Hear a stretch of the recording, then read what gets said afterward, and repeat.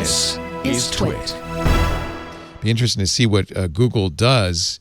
As you know, there is a bill in front of the Australian legislature to force Google to pay digital platforms, to pay news media for including their articles or even snippets of their articles in its search.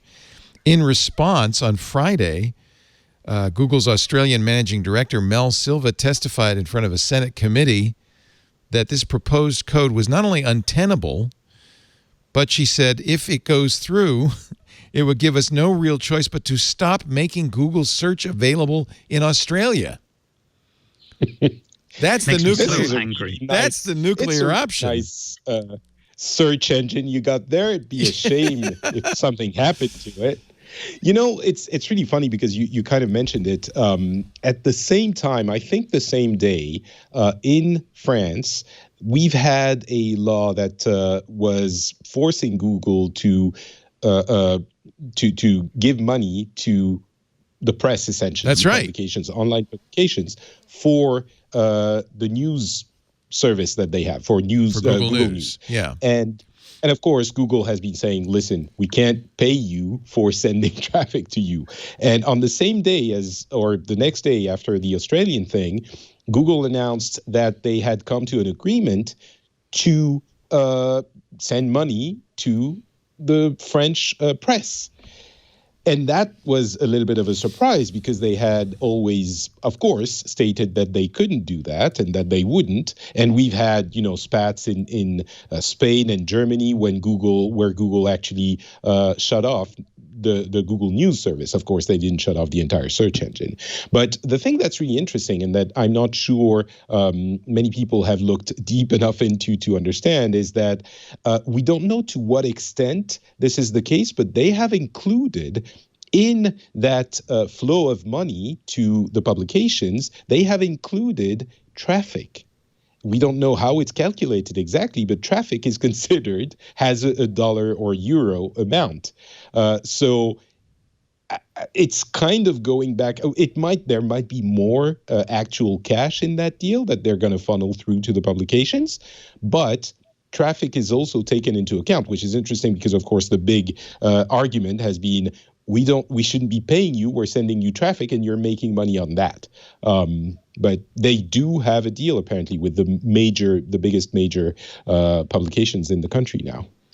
They didn't say how much they were going to pay. It is it's a precedent, and I'm not sure it's a good precedent from Google's point of view.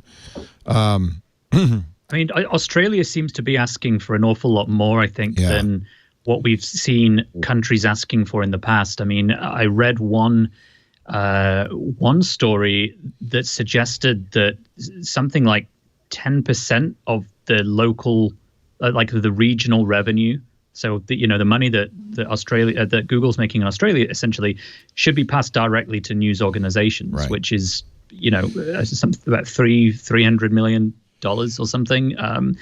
That's huge. And I think that's probably the main reason why Google wants to make such a big stink about this, because, as you say, there is potential for other governments, other regulating bodies to look at this and think, well, Google caved, right, or Google didn't, and we've not seen it at this scale before. There's also, from Google's point of view, there's a principle, which is that the Australians say not only are we not going to look at the traffic that Google drives to the publishers, you're not even allowed to include that in the calculus for how much you're going to pay.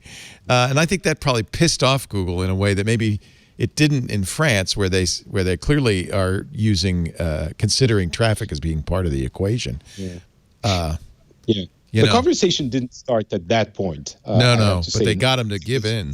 Adversarial, there was threatening, and I think the threats is the biggest problem here, isn't it? I mean, this is a very bold ultimatum, and I think personally, I feel it could backfire, and I think it will be frowned upon. What if it could be even worse than that? What if they did pull search out and nobody cared, and people discovered? Some people have suggested this. That's a dumb move for Google, because people will discover, DuckDuckGo's not so bad, Start Page is not so bad, or Ecosia is not so bad. And maybe this could start undermining Google's monopoly in the rest of the world. It could backfire. I'm pretty sure they looked at the amount of traffic they are sending to those publications that are, fueling that lawmaking, and I'm guessing that they know the publications can't afford have. That's what happened in Spain, right? Where are they going to be read?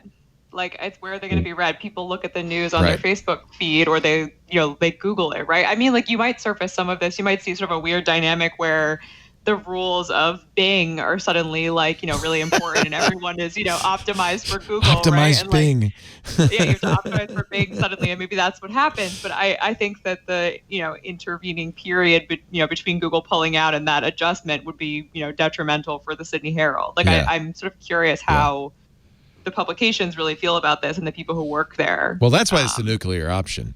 That's why that really is quite a threat for Google to say, well, we could always just cut off search. It's also like, hey, it's a small country. There's not that many people in Australia. There's in all of Australia, there's half the amount of people there in California. Right. Do you think Google made that calculus? Said, we gotta show. I think they did that in Spain anyway. We got to show them what it's like not to have Google. And I don't think you'd see this threat in the U.S. No, is what I can say. Yeah, you wouldn't see this threat in a very large country. I don't think. Yeah. But this is becoming increasingly common. You've seen a number of different platforms basically say, we're just going to leave. And that seems to be an increasingly common tactic. And sometimes they take it. Seems very childish. Seems babyish. It's like, just, figure it out. Work it out. But it reminds me of what Epic has been doing. Yeah, with talk about with babyish. Apple. Yeah. And that, I don't feel that that's playing out particularly well for them because... No. Well, I mean, it's embarrassing. All the lost court hearings.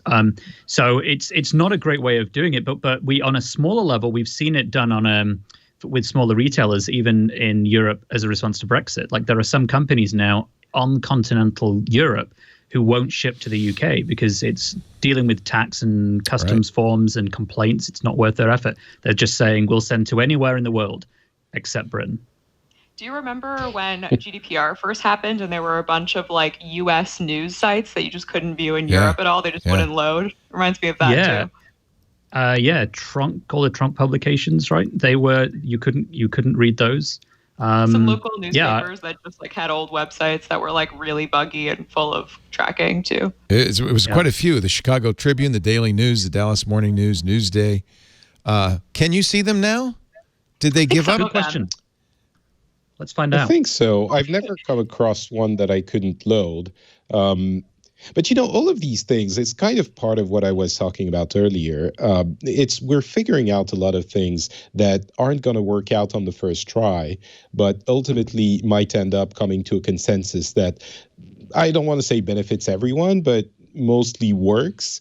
And certainly GDPR, when it first came out, was, I think, finger pointed at and laughed at by a lot of people who were saying, oh, but you can't work it out and you have so many boxes you have to click. And yes, it's the case, but you're seeing other countries and locations that are starting to think, okay, maybe we do need something. Maybe we don't go as far, but we do need something. And the thing with the newspapers, they ended up finding an agreement, and in France at least, and maybe they're not going to get as much money as they would have wanted because traffic is included into that calculation. But as a newspaper, if you have one additional source of revenue that is helping you out a little bit and diversifying your income, I think that's good for everyone in society because you have newspapers that can function a little bit better. So it's messy, but we're slowly over the next 10 or 20 years going to figure things out, I think. And GDPR is not mocked as much as it was a couple of years ago, I think. Well, what's interesting is the fines are going to go up this year. They're going to get very serious about big-time fines. Now see what happens. And I can't access Newsday. You can't? So that's, no. I'm getting exactly the same. You're not missing a thing. I just want to say, Nate. Well, that's I mean, I know it's quite a regional tabloid, isn't it? It's New York. Yeah. How about AJC.com? That's the Atlanta News. AJC. AJC.com.